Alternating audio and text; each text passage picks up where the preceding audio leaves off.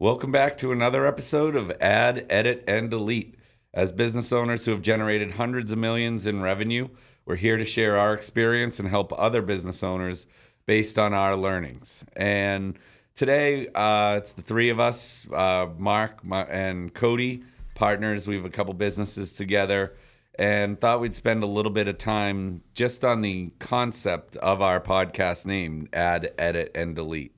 And for us, we're constantly evaluating three main areas of the business: people, process, and platforms. And those are where we have the opportunity to make decisions on adding, editing, and deleting, doing more of something that's working, doing something that we could be optimizing, doing it a little better and edit, or something that's just not working and we got to bail on it, right? So I thought we'd have a quick discussion around some of the most impactful decisions that have happened regarding adding, editing, or deleting over our experience as owners. And I'll start with you, Cody. What's something you can look back on and say that was a kind of inflection point on making that decision that helped us transform a business? For me, deleting. Deleting's always good. Right?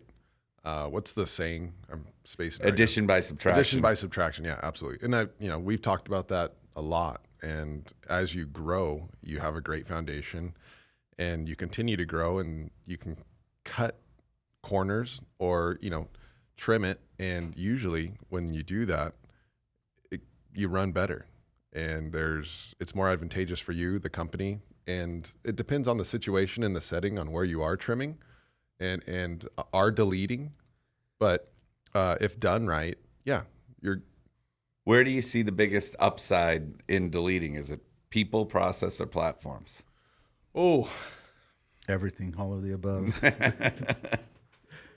That's tough.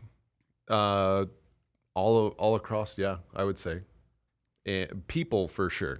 That's right? the number one. I agree. People's it's the most number one leverage. for me. Yeah. People's the most leverage. Not only that, when you are running, depending whether it's a sales floor, any type of shop business, and you have employees and they get comfortable. It's a habit, right? It's just natural. You get comfortable. You go through the motions a lot, and if you delete someone, you get rid of them. Everybody tries a little harder, right? They don't want to get fired, especially if you're running a good business where people want to be there. They want to work for you. Someone starts getting a little lackadaisical, you can go in there and delete it. And multiple times throughout business, different businesses, and before I owned business and coming up in sales, and you see guys that are not performing and they're getting outperformed. And this is part of the manage up or manage out, which is I'm very big fan of. I've seen it, and we've always performed better every time. Even with the sales floors and the offices that I have an office in New Jersey. Mike and I do. We have an office in Florida, and they'll grow, and we track everything. And as far as data goes on these sales guys, and throughout resolution too, and on the back end and all the processes, but you can tell through the data when someone needs to be deleted. And then in doing so, that person could have been a huge bottleneck. And a lot of times they are a bottleneck. So how do you get rid of that bottleneck? How do you identify it? And then how do you grow from it? That was a learning for me, nice. Right? When we would start to remove people and say, supply, demand, we need capacity here, we need this person, and watching that vacuum get filled, right? So we need this person to handle X amount of calls, but people being able to extend themselves into those top performers love that opportunity to get more reps, and you end up putting the opportunity in the right hands, and it's an exponential jump, right? Versus something that you would expect. Do we have the capacity now? And you just have to make those hard decisions we'll figure it out. There's a lot of that trust that we have in our decisions. Like, this is the right decision. I don't know exactly the next step, but I've got to make a hard decision and move on. Yeah. And we've seen it with our IT guy at bottlenecking, right? And he needs to start delegating, and he doesn't. And so deleting him from that overall grasp of what he controls, that span of control he has, and taking that from him to where he has to delegate, just deleting that is it, that allows Allows him a workflow. Oh yeah, absolutely. Yeah. And you talked about that manage up or manage out, Yeah. right? Like Huge fan of manage up, manage out. It's Yeah. it's really the only way to do it. I'm like Mr. Nurture, nurture, nurture, nurture, nurture. And then if you're not coachable, right, which is another thing that we talk about, if you're not willing to drink, at least take a sip of the Kool-Aid, right, then I end up turning pretty quickly. Like I've given all of these opportunities to try and go with a proven playbook, and you're stuck in You're not your working way, and it's not working. Otherwise, I wouldn't be addressing it. Otherwise, I'd be like saying good job, right? Yeah. Yeah. And I think my biggest thing is mentality. When you have somebody come in, you want that right mindset, because especially in sales, and it's so much of a mental game. If you, let's say, lack confidence, and that's something, like you said, you can train them up, but at a certain point, you want that individual to perform, and you want, like I said, I like definitely positive individuals. You don't want people that are out there, dragging the office down, dragging morale down. That's my main thing. It's like, Yeah, you gotta be finding positive. them's important, right? Yeah. That's part of the ad. Finding people that you can add into your program, your system, and managing those people up to the level of their capability. their capability, but also I always like to Push do 'em. everything competitive, because I got that athletic mindset where competition. I need competition. If I don't have competition, I'm lost. So everything's a competition, even with myself and my day to day. But adding these people in, and then managing them up to the same level, and then if your tenured veteran sales guy or whatever they're doing can't beat them, or they get past, then that's the manage up or manage out. Right. Hey, you've been with the company for this long. You're getting past in a shorter amount of time. You need to step up, or you need to start delegating, or you need to find a new role, or hey, maybe your time with us is through. Done, yeah. Because I'm a big I'm a big fan of turnover. I think you need turnover in business. It's important, and that's where the delete comes in. for me, it's about adding measurement, right? So shocker for Tracking, you guys. Yeah, yes, of shocker for course, you that's- guys, for me. But there's certain levels of measurement that are needed, and that to me depends on the volume of activity. So certain things can be done manually. You can get directional numbers that give you plenty of information to be able to make a decision and either add, edit, delete your approach in sales or marketing. And then it gets to a certain point where the automation has to happen, because there's an administrative burden in just measuring.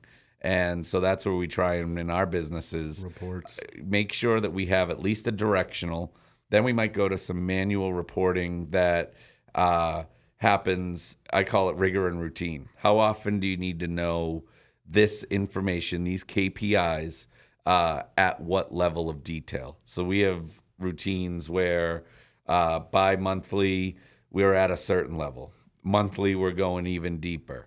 On a daily basis, we have individual performance so that we can find hot spots and or dead spots of performance and make immediate adjustments. And when you get into that daily reporting, you have to have automation. Otherwise, you're losing the sense of urgency and the opportunity around change of behavior, or change of spend, or change of an individual. Any type of change. Yeah. All types of change. And that immediacy to me comes from when you add in measurement to understand the activity. And for me, I think it's like a little bit cheating, right? Because I don't make a decision unless I have at least a solid benchmark that I trust on where that activity rate. I go back to, this is something I learned in corporate America, where you'd hear, we have to fix this, where people calling all day long, this is broken, blah, and then all of a sudden it becomes this, what's the root cause, big project, and the first thing I would do is size it and be like, okay, this is a squeaky wheel gets the grease, right? Everyone is calling it. Everyone is calling about this, is the statement that we're reacting to. When we look at the data, 5 out of 380 calls are regarding this issue. In order to fix this issue, we are going to have to do this, this, and this. Are we okay with a 3% defect rate and we'll move on and we'll deal with it? Or are we really going to solve for something that really is not disrupting business? Maybe it's not a positive work experience for that customer service rep or whoever's handling those squeaky wheels, but you can also set expectations and right size the person complaining and say, this is 1 out of the last 100 calls you've got. Right. Like, life isn't that bad, right? And so that's where it always comes down to sizing, benchmarking, and then seeing where that opportunity is to adjust. Which is the editing. Mm-hmm. That's the editing part, right? You're Yep. going in there, you're sizing, you're seeing where you want to adjust, and Looking then at you the add numbers. or take. Yep, exactly. What about you, Mark? What's a big thing that you think you identified and then it was either an add, edit, delete in your business career that In like my- kind of launched you? That kind of launched me, really, like Robert said, a little bit of a purge. After COVID, I had some sales guys, and then we did pivot based on the economy and whatnot, and just literally addition by subtraction. I cut up a couple guys. I really buckled down and I did the work. I did have a couple of other solid sales guys, but during that time, really it's that's something that I looked at. It's like, cut these guys. These guys are dead weight, and then from there, really, I went through the roof. How do you identify a dead weight sales guy? Dead weight sales guy. There's Mr. Busy Work. Have you heard of Mr. Busy Work? He's busy doing a lot of stuff, but yet, All there's activity, no value no add. results.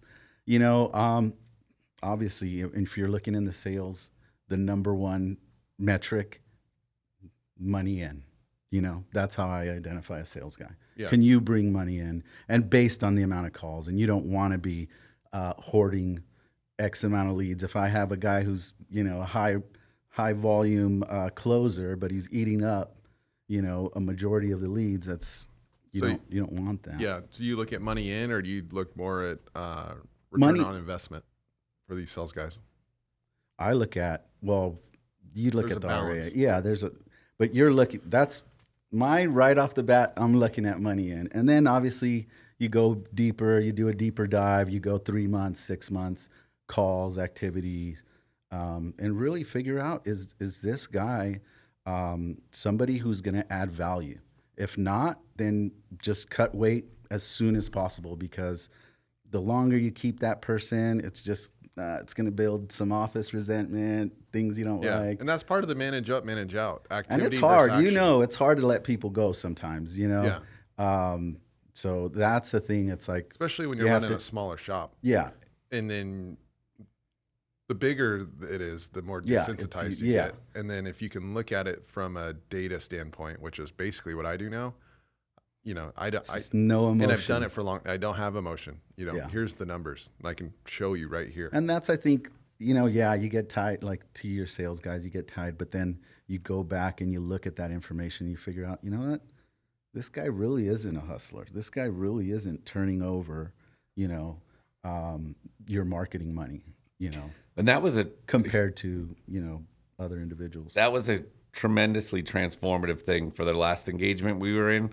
We had the star salesperson was closing 10 deals a day. No, right? more than that. It was 10, 15. He had a team of 3 or 4 people, just kept giving resources to him. And the KPI was deals a day. And he kept winning that race. And I went in and started looking at the number of calls that he was taking in a day. And when you actually looked at the ROI versus, he was cherry picking and consuming, I think it was 3 or 4x the amount of calls that any other rep. And he was at best double a deal count, right? Yeah, so those numbers aren't working. You had the wrong KPI that you're looking at on deals in a day, but when you're looking at the consumption of marketing dollars that person's utilizing in a day, that's what allowed us to really. That's a little tricky. Like you said, I got 10 deals, but how much revenue is in those 10 deals? And that just by changing that from a deal versus a return on investment in marketing inside of a day, that's what allowed us to go from half dozen agents to 100 people selling in a day by being able to look at how they were doing inside of a day. Yeah, we had up to 100 agents. Yeah, that's a lot of. It's a lot, and it's a lot of babysitting. But the best way to do it is through data. Oh, the data, absolutely. You can hear stories left and right on what's going on, but until you truly look at the data, that's going to give you the truth. And then from the data, then you can dissect on what the true story is. Yeah. Get to the truth. I'm not getting good calls. These leads suck. Mike, that used to be my favorite when a sales guy would do that, and then I would just pick them apart. Yeah. It's like, what are you doing? What? Prejudging calls is, and that goes back to that mentality. It's like you need people with a hard work ethic, and that like just a winner's mentality. I don't care if 20 people are going to tell me no. I'm going to get people on the phone. I'm going to close. Sales is, there's a lot of rejection. You got to work through that. You got to push through that. And that's what you want. You don't want guys that's like, you don't want this. Oh, thank you. Bye. No. So over this last month, I've been working with a guy that I play college football with who's probably going to be one of the best salesmen I've ever come across. And that's coming from the best salesman who's a partner of ours that I've ever seen on the phone. And his biggest thing when you're new is the mental mindset of being consistent. Motivation's there, but if his biggest thing is being consistent. And if he can stay consistent and he can remember to stay consistent, he knows over that period of time, everything will balance out. Yeah. Instead of these sales guys get caught, or people just get caught in general. You get complacent, you get a little lazy. They get complacent, lazy, or something doesn't go their way, and so they're in a bad mood. And when you're dealing in business, you can't have that in the office. You can't. And then not only in the office, but with the customers, because you never know next customer doesn't know you're having a bad day. So you have to have a whole mental reset. It's a big mental toughness, and Well, that's we obviously talked a lot about the addition by subtraction. That ad, when you find a diamond in the rough, right, that's really finding their own ways to maximize an already existing playbook, that's why the rotation is important of these seats, bringing new people in all the time, because you never know. You got to be recruiting talent, and you never know. Like you said, Robert just got possibly a good sales guy, or he'll be one of the best sales guys I've ever met. And what was he doing before? Why do you say that? Tell me. Why do I say that? What gives you that opinion? There's a lot of different factors that go into it. He has no apps. Does he have sales experience? You know what? He was a Division I college football coach, Division I college football player that rolled right into coaching. Had never done anything else. 8 years in coaching. Has been recruiting kids, which is difficult. Every kid wants to go a major D1. They're a little D1. It's sales. Yeah, sales. So how do you convince a kid to come to where I played football, Eastern Washington, with Brandon, who we'll have in here soon? How do you convince a kid to come to Cheney, Washington, in a wheat field, nothing out there? Well, you have to be a good salesman. You better be creative. Yeah, absolutely. And so, in fact, just to go back even further, when I got recruited and I got brought in by Coach Baldwin, we won a national championship with, won a lot of big skies. He wouldn't take no for an answer. He was assumptive with his close on me as an athlete. You're coming here. I want you. And I was told, go where you're wanted. Don't go where you want to go. Go where you're wanted. It's going to be better. And that was some of the best advice I ever got. But, you go into that room with them after they take you out, they show you a good weekend, you eat good food, you get to hang out with all the college guys, and they go in there and I remember the interview with Coach Baldwin, nervous. My dad's sitting there with me. He's talking. My dad's, he's pumped, right? This is something he's always wanted his whole life, his kid to go to college. And I don't know I want to go to Oregon. don't have a I want to clue. go to play football at Oregon, right? And Coach Baldwin's in there talking. I was like, well, do you have anybody else looking? Yeah, I got a few other schools. I have some other schools that have offered and stuff. And he's like, okay, well, you're going to come play here. I was like, okay. And then, well, I'm still, I don't know if I'm going to The hard come here. close. I don't know The what I'm going to hard do yet. And close. he's like, no, you're coming here. And he shook my hand, welcome. I'm like, this guy's not Assumptive, like but I'm you young. said. I'm 18. I don't know the difference. Yep. And then Control. amazing control. And I walk out the door of his office, and there's all the coaches, and they're all standing there, and it's planned for sure. And and then Coach Baldwin goes, "We got another one," and then everybody says, "Congrats!" And you're like, I don't know. I you're haven't like, made a decision yet. It looks like I'm coming, And he's a great recruit, but anyhow, so To he had do that and then to That's to, tough. to Yeah. transfer that over to the sales. Yeah, because there's third base. The family's the third base, right? Yeah. Anymore, social media wasn't around when I was young. We had MySpace and Facebook. It just started. Facebook You're was so where old, Robert. where You're so old. college parties were. Yeah, I'm 32, so we didn't have that. And I had my game film was on a DVD. It's not on upload to the internet. We just didn't have that. So. And I'd love to have a college coach come here and talk about the recruiting and the letter of intents and stuff like that. But yeah, so basically that's where he comes from, and he was So getting that paid discipline, 40 to 50 grand a year to do that. That work ethic. 11-hour days. Yeah, no. So you transfer everything over to this Transferable particular skills, Yeah, yeah. all those Yeah. skills. Hard work ethic, showing up on time, being punctual is so important for me.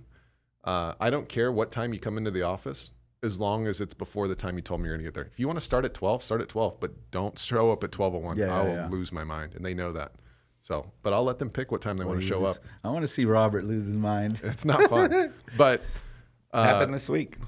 yeah, yesterday I was upset. Oh my gosh. But he's very smart. He picks He's it going to up. catch on. The biggest thing, he's coachable, and I learned this If you're not coachable, that's from one of it. my mentors. And he learned this by telling me, this is what he did to me, and it worked. And he said, and when I was on the phone talking to someone, he would tell me what to say, and it would be a paragraph of what to say, and then I would reiterate verbatim what he said. And if you couldn't do that, he knew you weren't going to be a good sales guy, because you weren't smart and you couldn't listen and you weren't He's coachable. line feeding you. And so if I can do that with these new guys and they can do that, I know they're going to be good right off the bat. And so, but he's very smart. He's got great control. He's done in 3 months, 6 months, what most people take 2 years to do. So, Wow.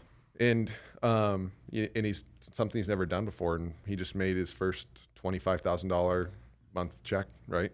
Which is awesome for me to see him be able to do that. Nice. Yeah, because what was he making? 50 a year? Yeah, I think he was making $2,000 every 2 weeks. And Oh my gosh. he just made like a 16 grand check for the last 2 weeks. So pretty big for him. He was So actually, is he your top sales guy now, or where I'm- is he in the? So again, right? Manage up, manage out, add, Right. edit, delete. I wanted him to run the Spokane office, right? Okay. I wanted to get that office as big as I can so I could move on to something else. And immediately I picked him for my guy. And he's not. He's better served as an additional As a service guy. sales. Yeah, he surpassed it. He can manage for sure because he managed a whole offensive line. But Those it's skills not are best fit. better used. yeah, because I was going to manage up and then manage myself out. And no, I got to stay in and manage now. I got to find somebody else because he's better fit in a different spot. And that's the edit part, right? Put him over there. And he's going to be able to take over that whole department eventually. He doesn't know that yet, but he's got the You're grooming aptitude him. to do it. And for there's control in that individual contributor level, right? And he's still so new. So right, new. right? And so that even learning and earning, right? We talked about in the last episode, he might get to a point where he is earning great, but he's doing the same thing over and over again, and he's not learning. And he may come to you and say, I'm ready to try and Something broaden my else. skills, right? But you got to read that as a manager, Yeah. right? And I find it's very helpful with employees to share that model. Like, are we creating an environment for you that satisfies your learning and earning index? Yeah, that's the leadership course you have me taking right now, right? Mike challenged me to take a course through Wofford. Is that how you pronounce it?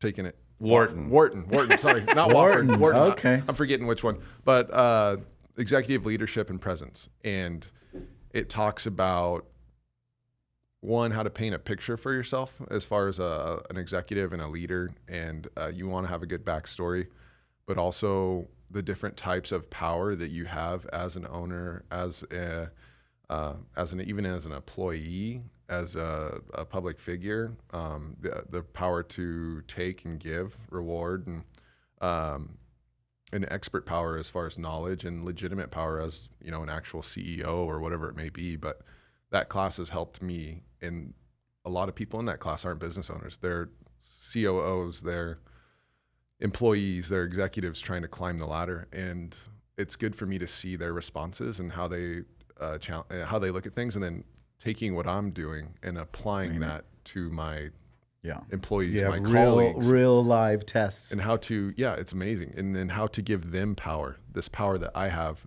How do I delegate my power to them, through them, and then help them come up in management and just in general, right? Yeah, that's good. That's good. Yeah, stuff. that's part of the learning too, right? Where you say, I challenged you. That's something that throughout my career in corporate America, you'd be enrolled in a training, right? And some of them would be very valuable, some of them wouldn't, but they would make sure you had those reps.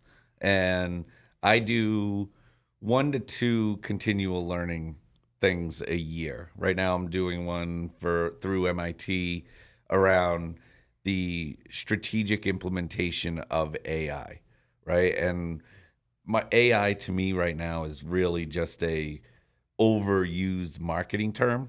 ChatGPT is badass, but it is a tool in natural language processing.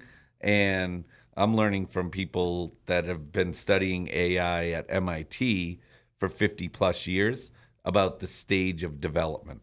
And so that's the continual learning that I think is mandatory for me to be interested, for me to be learning and applying, and then sharing across an organization, right? That's good. Yeah. When we're we're on AI for appointment setting. That's a good point too, about not getting taken by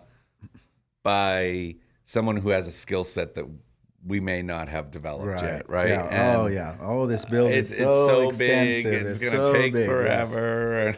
Yes. How much is it going to cost? Oh, I can't tell you. Yeah, and then it's like, no. I understand, at least loosely. Yeah. It's this part is going to be the scope.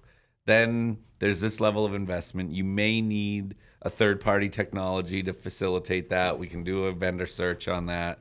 But then everything I've read says this is like a 30 to 60 day implementation.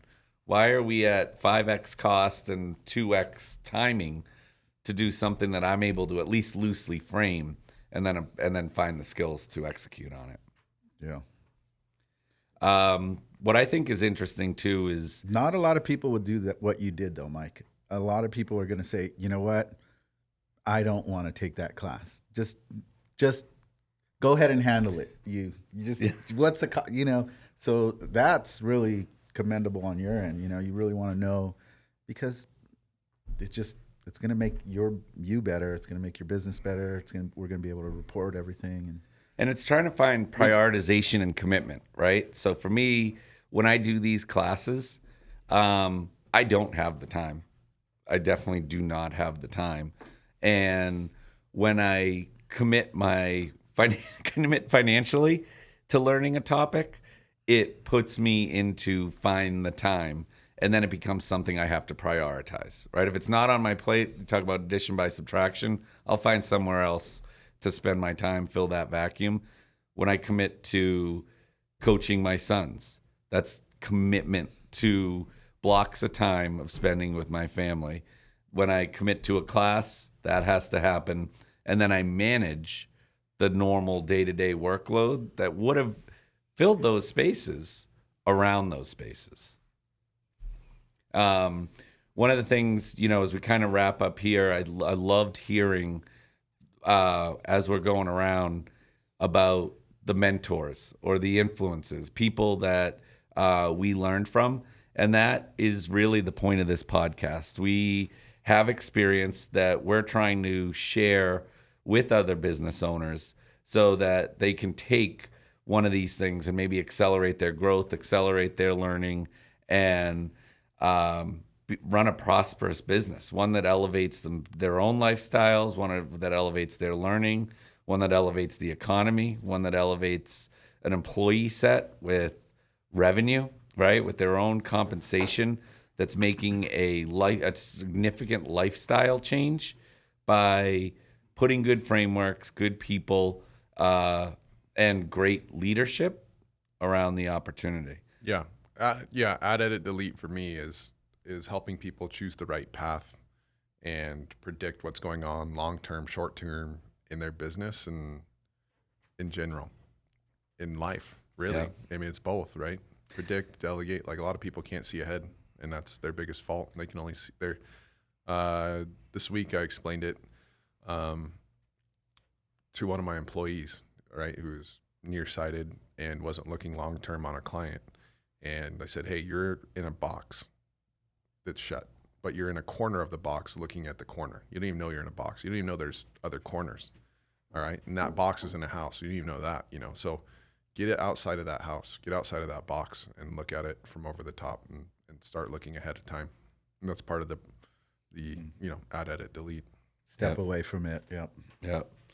Well, I think that wraps up this episode. This was just the three of us today. Part of what we want to do is bring in individuals. Our next episode, we're going to have a round table. We talked about the creation of wealth. We're going to bring in a couple of guests that will help talk about the adjustments we've seen, our own relationship with money as you transition from trading your time for money versus trading your skill and effort for money, and your investments for how they return. We'll bring those people in because, again, here at Add, Edit, Delete, we're here as small business owners, for small business owners, and we want to create an environment of learning for ourselves. This is something we've never done, right?